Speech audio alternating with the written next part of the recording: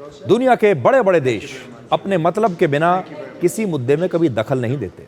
Russia और Ukraine के बीच चल रहे इस युद्ध में भी बिल्कुल ऐसा ही हुआ है।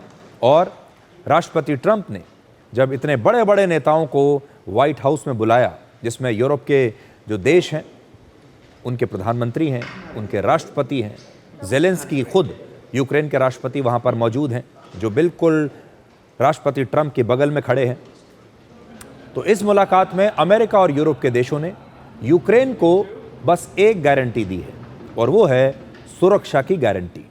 यूरोप के इन देशों ने यूक्रेन को जो गारंटी दी है सुरक्षा की, ये गारंटी मुफ्त में नहीं मिलेगी।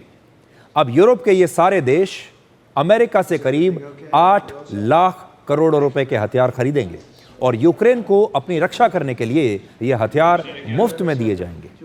यानी इसमें भी फायदा अमेरिका का ही है, क्योंकि ये सारे हथियार अमेरिका बेचेगा। 8 लाख करोड़ के हथियार अमेरिका के बेचे जाएंगे और यूरोप के देश इन हथियारों का पैसा देंगे। यूक्रेन रशिया से लड़ने के लिए अमेरिका से हथियार खरीदता है, और अब शांति के लिए भी ये हथियार खरीदे जाएंगे। यानी अमेरिका के लिए युद्ध एक व्यापार है, और शांति स्थापित करना उससे भी बड़ा व्यापार। ये बात आज आप सबको भी समझनी होगी। यूक्रेन ने युद्ध लड़ने के लिए पश्चिमी देशों से और अंतर्राष्ट्रीय संस्थाओं से करीब 7 लाख करोड़ रुपए का लोन लिया है। 7 लाख करोड़ रुपए उधार लिया है ये युद्ध लड़ने के लिए। अब रशिया और यूक्रेन के बीच शांति स्थापित करने के लिए ही 8 लाख करोड़ रुपए खर्च किए जाएंगे।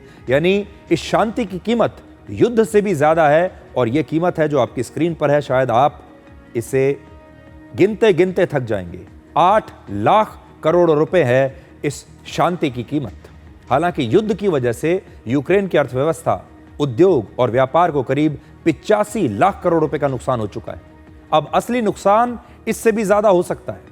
इस समय यूक्रेन की 20% जमीन पर रशिया का कब्जा है, जिसमें यूक्रेन के 33% मिनरल्स यानी खनिज पदार्थ मौजूद हैं, और इस भंडार की अनुमानित कीमत लगभग 26 लाख करोड़ रुपए है।